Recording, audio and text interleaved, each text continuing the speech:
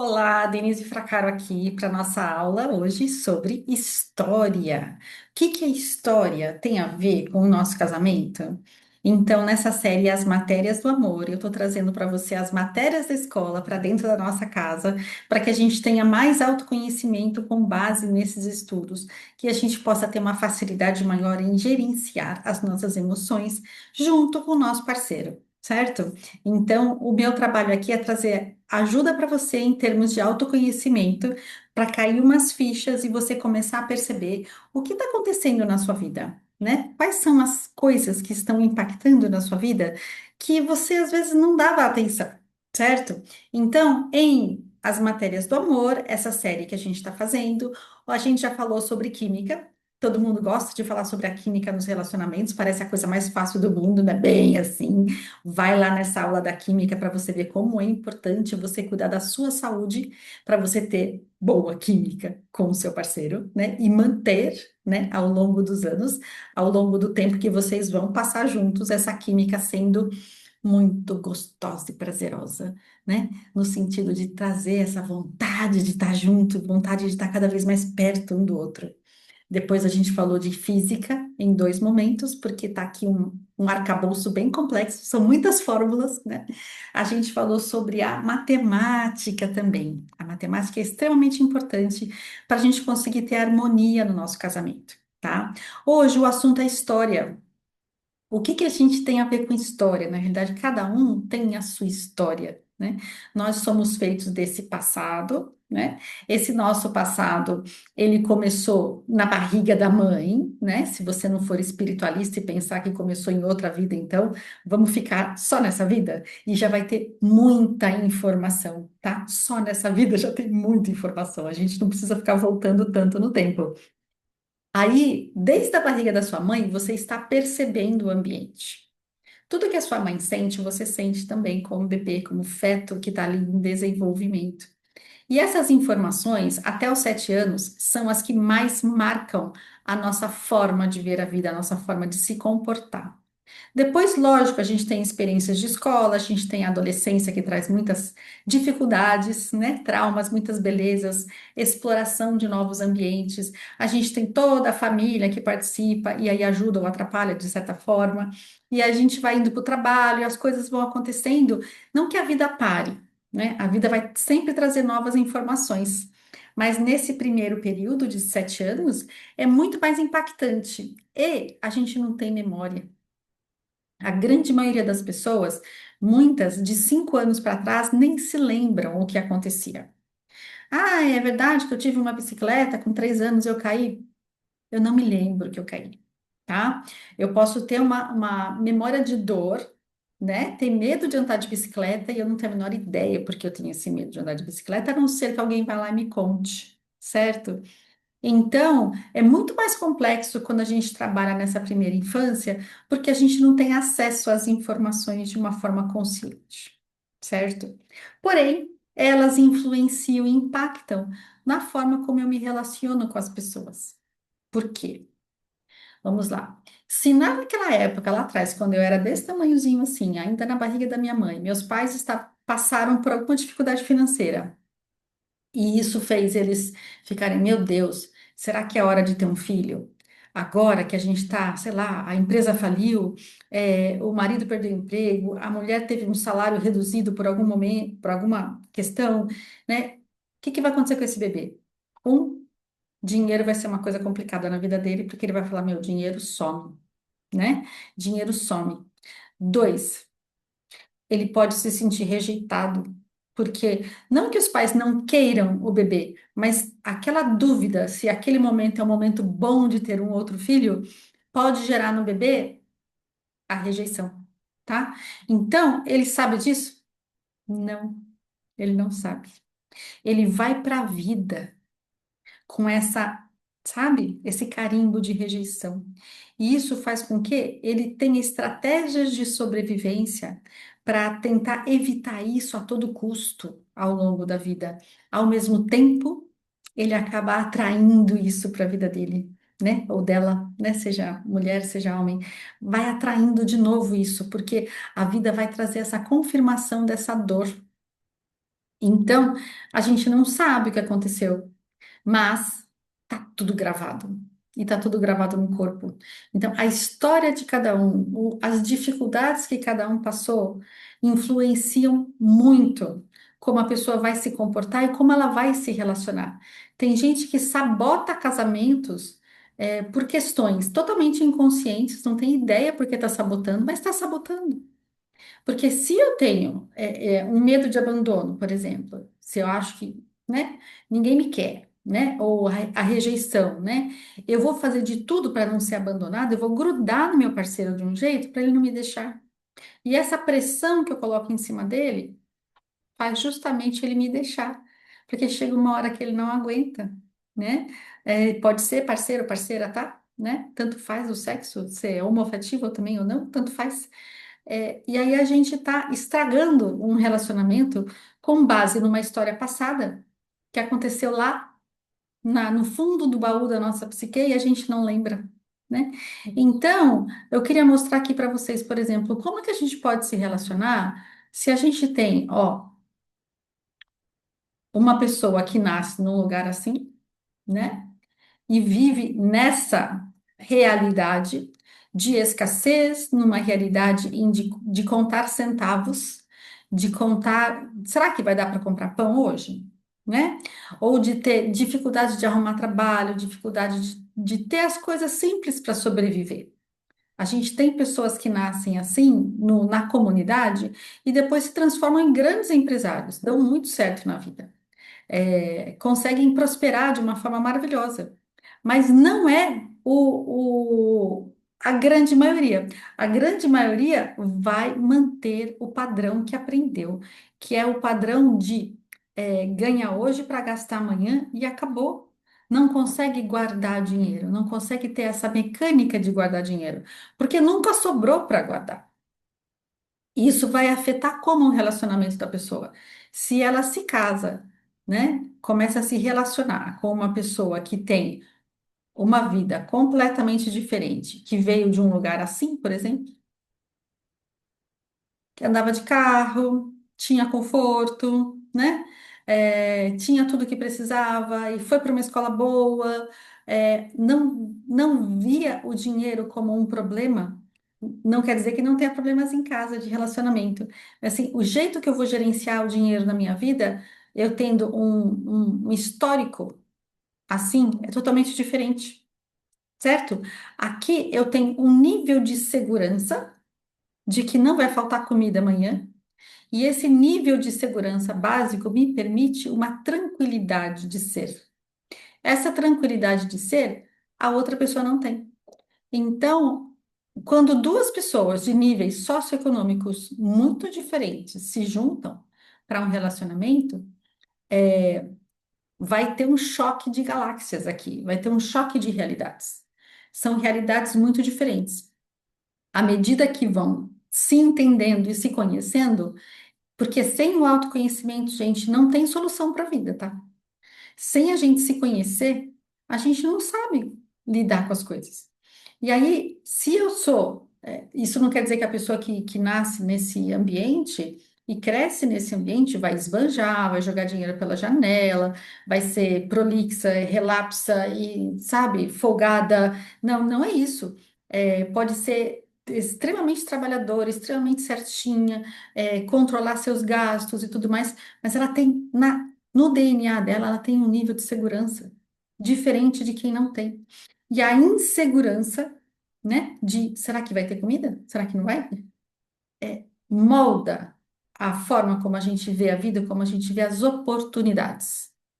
E isso, dentro de uma casa, dentro de um relacionamento, pode levar a muitos choques. Então, assim, por exemplo, eu já atendi clientes em que, né, o nível social do marido, namorado, noivo e da moça eram muito diferentes. O cara era muito rico e ela não era. Ela não era pobre de comunidade, mas ela não era rica, né? Ela estava longe de ser rica e ela não se permitia. Ela não se permitia estar com ele aqui. Ela não chegava junto. Ela estava sempre achando que tinha alguma pegadinha, que ele queria comprá-la de alguma forma, que ele estava usando dinheiro para. sabe assim, seduzir, né, e levar ela para um determinado lado. O cara estava extremamente apaixonado. Estava assim, absurdamente apaixonado, mas ela não conseguia enxergar. Então, ela acabou estragando o relacionamento, né? Eu a conheci numa ocasião, ela passou por aqui, não deu sequência à terapia e ela não se permitiu. Por quê? Ela tinha uma dependência emocional com a mãe, que estava mais baixo que ela, digamos, e ela não largava da mãe de jeito nenhum. Ela, tipo assim, eu caso com você se eu levar minha mãe junto. Tá? E isso não é saudável. Isso não é saudável. No fim, eles discutiram tanto, brigaram tanto, eu fiquei sabendo depois, eles acabaram se separando. Ela não teve, permissão para enriquecer junto com ele. Ela não teve permissão. Ela preferiu ficar no nível dela e ficar junto com a mãe, honrando aqui, da forma dela, essa família, sem abandonar a mãe, porque ali tinha ali todo um enrosco de dependência emocional e ela preferiu ficar naquele lugar, tá? Eu vou falar para você, tá certo ou tá errado? Cada um faz as escolhas que faz. Agora, se ela tivesse investido em autoconhecimento, ela poderia ter dado esse passo sem caracterizar, sem significar que ela estava abandonando a mãe. Até porque se ela ficasse num nível de financeiro mais tranquilo, ela até poderia ajudar mais a mãe do que aonde ela estava, mas ela não se permitiu. Então, muitas vezes, só que ela não tinha consciência disso, tá? A gente não consegue expandir a consciência de 0 a 1000 de um dia para o outro. É um trabalho contínuo. A gente vai aos poucos, porque a gente não pode colocar todas as informações na mesa de uma vez só. A gente tem que ir se entendendo com a vida, porque senão parece que a vida fica muito louca e a gente não consegue dar conta, né? Então, o nível socioeconômico, muito diferente de um casal, pode ser uma bênção? Sim, se eles se permitirem, tá? E pode ser um problema, sim, se eles não se permitirem. Ou se o cara que é mais rico, a mulher que é mais rica, cobrar do outro posturas, etiquetas, questões que a pessoa não tem condição ainda de ter. Então, vamos lá, vamos fazer um trabalho de base aqui com essa pessoa para ela poder chegar nesse nível e ficar junto com você numa boa? Tudo é possível. Eu não estou dizendo que é impossível. Eu estou dizendo que é uma dificuldade que as pessoas precisam olhar e falar assim: eu quero ultrapassar essa barreira? Ou eu quero olhar para isso como um muro que está entre eu e meu namorado?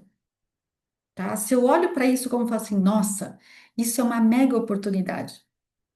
Porque crise e oportunidade são a mesma coisa. Depende como você olha. Tá?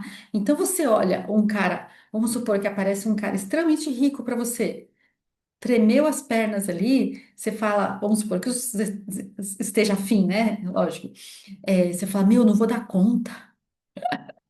Tem que fazer igual caipira, né? Faz várias viagens que você vai dar conta, né? Faz pouco a pouco, passo a passo. A gente não muda de patamar sem fazer as fases que a gente tem que ultrapassar, tá? Então, tem muitas coisas na vida da gente que não são faladas, mas que precisam de acolhimento, tá? A gente tem famílias que são assim, não família doriana, perfeita, gente, não existe família perfeita, tá? Não existe. Todas as famílias têm suas questões, todas as famílias têm dificuldades, às vezes é problema de comunicação, nem sempre é problema financeiro, às vezes o financeiro tá relativamente equilibrado, mas tem traições, tem um monte de coisas que acontecem. As pessoas são pessoas e todas as pessoas têm os seus quereres, né? E às vezes a gente quer coisas que não está na hora de querer, ou a gente não está na condição, e a gente vai e se atropela e atropela o outro, né? A gente tem dependências, a gente tem sistemas de controle que a gente coloca às vezes tudo a perder por conta deles, porque no fim das contas a gente não controla nada, certo? Mas a gente tem famílias mais equilibradas e a gente tem famílias em que as crianças passam por situações complexas, tá? Toda vez que um casal tá brigando, ele tá impregnando essa casa, o casal está, os dois, né, igualmente responsáveis, estão impregnando essa casa com informações que ficam gravadas nas paredes de dor, de sofrimento, de tristeza, de mágoa, de acusação. E as crianças, por mais que não estejam na sala junto com os pais e ouvindo, elas estão percebendo. Mesmo que você tenha um bebê de 6 meses lá, você está discutindo com seu marido, o bebê percebe, tá? Ele não fala, ele não reclama, ele não fala, mamãe, por que que aconteceu isso? Ele percebe. Está gravado no sistema dele. Então, eventualmente, para uma menina assim, ela vai pensar o quê? Casamento é briga? Eu não quero casar. Ah, então vamos supor que, um bem clichê aqui, tá? Vamos supor que esse menino, esse marido, tenha feito alguma coisa feia. Pode ser uma traição, pode ser uma covardia, pode não ter defendido a esposa em alguma situação, pode estar cobrando da esposa que sustente a casa toda sozinha, não sei, né? Tem algum conflito entre os dois. Ela pode, dali, derivar que, concluir que todo homem é injusto, todo homem é agressivo, todo homem briga com a mulher, todo homem cobra coisas que era para ele estar fazendo, e ele devia estar fazendo, não faz e cobra que a esposa faça. Todo homem quer que essa mulher seja guerreira, que tome conta de tudo e ele fique sentado no sofá sem fazer nada, né? Todo homem trai, se for a questão de uma traição. E isso, como que isso fica dentro dela? Isso fica dentro dela como um bloqueio emocional. Não tem como. E aí, lá na frente, se ela não enveredar um pouquinho que seja pelo autoconhecimento, ela vai estragar os relacionamentos dela, porque ela não vai confiar em ninguém. Ela não vai confiar. Ela vai falar assim: não, para que que eu vou confiar nas pessoas se elas depois vão brigar comigo e me abandonar? Se elas vão me deixar e eu vou ficar sozinha? Para que que eu vou me apaixonar se eu vou sofrer? E aí a gente vai ter, então, essa mocinha aqui adulta, o relacionamento dela está em todos os relacionamentos dela serão impactados por essa memória da primeira infância, tá? Aí ela foi ter o namoradinho dela com 14, 15 anos. Eventualmente, rolou agressão. Sem perceber, a gente procura um marido parecido com o nosso pai. É uma programação que fica na nossa mente, porque o pai e a mãe, para nós, eles são o primeiro modelo. É um modelo harmônico? Ok. É um modelo de guerras? Complicou a vida da gente, né? Complicou a vida da gente aí. Então, a história de cada um tem um impacto impressionante na forma como cada pessoa vai se disponibilizar a amar ou não. Ou realmente é aquela coisa que põe só o dedinho na água assim, mas não mergulha, porque muitos medos ficaram gravados, muito senão, muito trauma, muita confusão. E a gente não gosta de coisas que não são claras, né? A gente se sente inseguro diante de coisas tipo assim, ah, eu vou atravessar aquele portal ali, o que que tem do outro lado? Não sei. É complicado isso. A história de cada um tem um impacto impressionante no que, na história que cada um vai criar para si. E eu digo para você, a solução é o autoconhecimento, tá? Eu conheço casais, por exemplo, de outras etnias, né? Que no Brasil a gente tem todas as etnias praticamente, graças a Deus. Aqui é tudo bem misturado, né? Que até pouco tempo atrás não podiam casar com outras etnias, não podiam se relacionar com pessoas que não fossem da colônia, né? Uma colônia muito fechada. Não todos na colônia eram assim, mas isso condicionou um pensamento em que ninguém serve para mim, certo? E aí, quando você encontra alguém que serve para você, você não acredita. Você não acredita, você não se dedica, você não faz a sua parte. Você está esperando já dar errado, tá?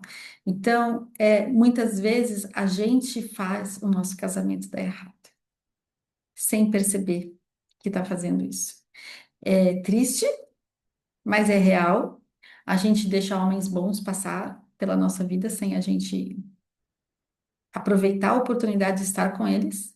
Como assim, homens também deixam mulheres maravilhosas passarem pela vida deles e eles não dão conta, porque eles não têm dentro deles a permissão, assim como nós, né? A gente não tem, às vezes, a permissão de estar com uma pessoa maravilhosa. A gente está acostumado com o lixo ou com muito pouco, com migalhas, migalhas de amor, né? Isso não é uma matéria de escola. Se a gente for falar em migalhas de amor, a gente vai trabalhar com reciclagem. Para qual matéria que a gente vai? Biologia? Não sei, né? Então, é outra matéria. A gente não quer amores reciclados à base de papel picado. Isso não satisfaz. A gente quer um amor inteiro. Quem é inteiro nessa vida? Todo mundo é machucado. Todo mundo tem as suas questões e as suas dores e as suas cicatrizes, né? Eu tenho cicatriz aqui, eu tenho cicatriz aqui, todo mundo tem as suas cicatrizes. E apesar delas e com elas, e juntamente com elas, especialmente, a gente se faz na força que a gente é. E nessa força que a gente é, não é a força de ter força sobre o outro, de ter força para mandar, para impor. Não é esse tipo de força. É a força de se manter em pé inteira. Porque a melhor forma da gente se relacionar com alguém é a gente estar em pé inteira nas nossas pernas, para a gente poder reconhecer. Agora vamos para a ressonância, para a física, volta na aula da física, tá? Para a gente poder reconhecer um outro cara lindo, maravilhoso, em pé inteiro nele que pode juntar com a gente e ter aqui a nossa supernova. Ter então uma criação de um relacionamento que aí um mais um, a matemática, não vai dar dois, vai dar muito mais que dois. Vai dar muito mais que dois. E não é porque vai dar filhos, tá? Necessariamente. Sim, se tiver filhos, ótimo, lindo, maravilhoso, são bênçãos de Deus. Mas se não tiver filhos, um mais um num casamento não é para dar dois. É para multiplicar, é para potencializar, é para exponencializar. Tudo que eu tenho de gostoso, o que ele tem de legal e o que a gente tem junto é muito mais do que tudo isso. É um ser um incentivo para o outro. Aí a gente vai juntar duas galáxias e vai fazer um boom aqui, uma supernova. A gente vai criar um outro universo. E é totalmente um outro universo, um casamento. Cada casamento, cada relacionamento é uma mecânica complexa em si. Não existem dois casamentos iguais. Mesmo que você pegue a mesma pessoa daqui, tire e coloque ali com uma bem parecida com essa, vai ser outro casamento totalmente diferente.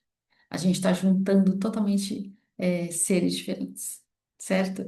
E a cada experiência que a gente tem, boa ou ruim, ou mais ou menos, né? Porque entre boa e ruim tem um monte de possibilidades. A cada experiência que a gente tem, a gente aprende mais sobre nós. O outro, nessas horas, nem importa tanto. Todo mundo que passou pela sua vida e não ficou, tá? Não fez morada, não importa tanto quanto o que você aprendeu sobre você estando com essa pessoa, se relacionando com essa pessoa. E isso vai sendo material, então, para o seu autodesenvolvimento. Nem que seja para você descobrir, na história desse ser, o que você não quer mais para a sua história. Nem que seja para você descartar, falar assim, esse tipo de experiência não cabe mais na minha história. A minha história não vai ter mais esse tipo de trauma, esse tipo de dor, esse tipo de sofrimento. E a partir de hoje eu vou escolher o que é mais benéfico para mim. E aí eu volto a dizer para você, a nossa grande varinha mágica é a escolha. A nossa varinha mágica é a escolha. Então, não importa a história que você teve, ela te moldou, sim, até agora, sim, fez parte e faz parte de você. Você não tem que esquecer a sua história, esquecer o que você passou, nem as dores. Não tem que esquecer, tá? Porque senão você está pedindo para ter Alzheimer. Não é esquecer, apesar de tudo isso que você viveu, você escolher a vida que você deseja pelos seus sonhos, não pelas tristezas do passado. Escolher pelo que você sabe que é possível ter. Existem casais muito felizes, tá?